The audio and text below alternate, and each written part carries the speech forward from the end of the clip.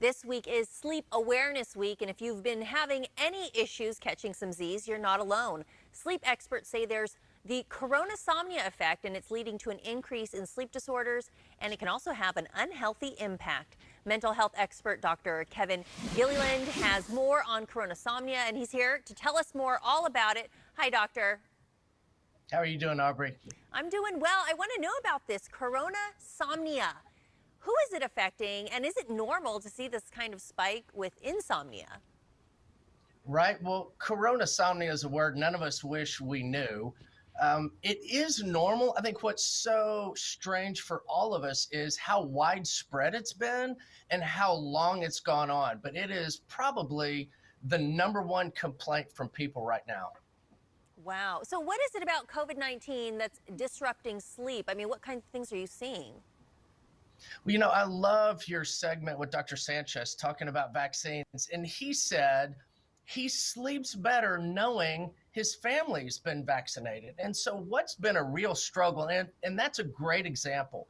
We work with a lot of patients here at Innovation 360. They're parents that worry about their young adults or worry about older parents or our jobs. The stress is so widespread. We really usually don't deal with so much disruption in our personal life. Yeah, that's right. That stress word. And we have been feeling different kinds of stress the past year. So at what point should someone seek professional help for any sleep issues? And how would you know if the coronasomnia is what's becoming a sleep disorder? Great question. Just because it's common doesn't mean it's good. The first thing is get some data, not your feelings or impressions. Start keeping track of when do you go to sleep?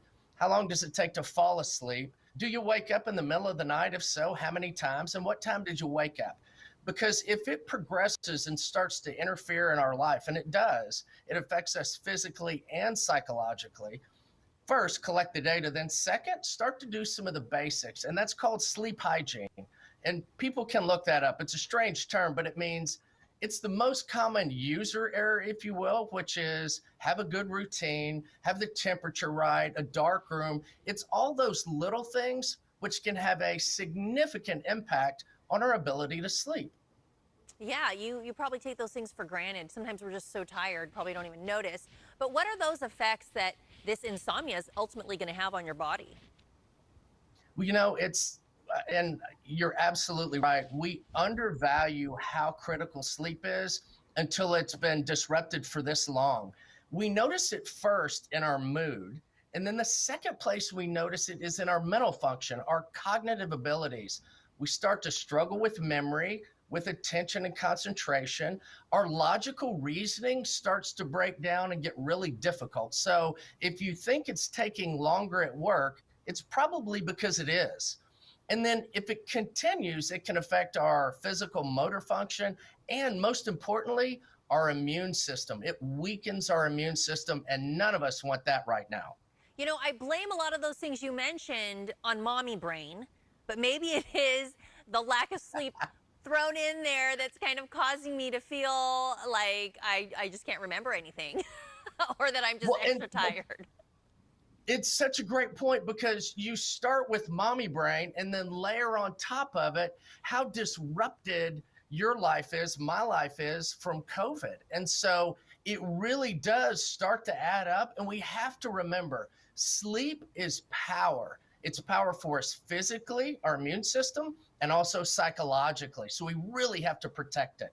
Yeah, very good. So what advice or tips can you offer for people to get a better night's sleep?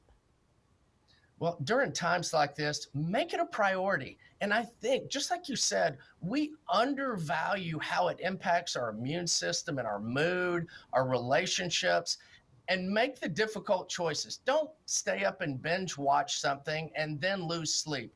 It has to become a priority, and then start to work on the little things, because if it's impacting your life, you're going to notice it. And don't just go to the doctor and ask for a quick fix. I wish there was.